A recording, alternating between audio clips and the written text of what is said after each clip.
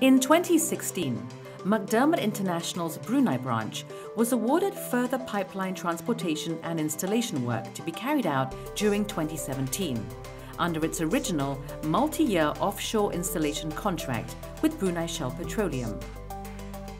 The contract is executed by McDermott's Derrick Barge 30, a versatile multi-function derrick lay barge with heavy lift and pipe lay capabilities.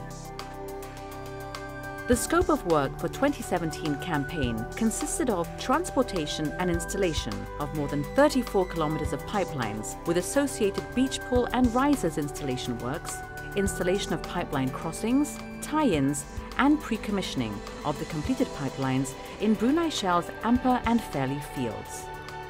The onshore beach pull for the first pipeline, PID 1979, was completed 10th of May 2017. The 10.8 kilometer long 12-inch diameter pipeline connects AMG P09 platform to Rasau station onshore. All the welding works is currently taking place on the DB30. Once the welding is done, the pipeline is then pulled by the beach pull cable. The beach pull cable is supported by buoyancy units every 30 meters, and at every section, as the cable is pulled and approaches the shore, the buoyancy units are removed. A cofferdam was constructed by Brunei Shell Petroleum earlier to manage the effects of tidal waves and current.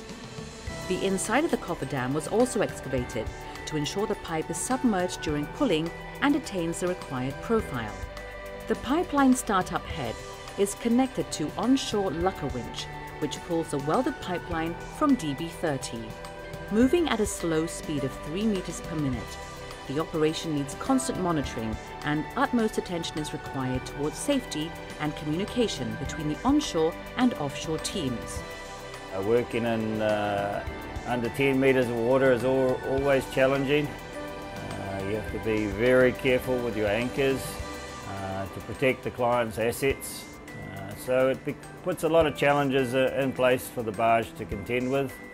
Also, at this beach site we had the river mouth, which also brought into play debris coming out of the river mouth, and so it made it a very challenging site to work at.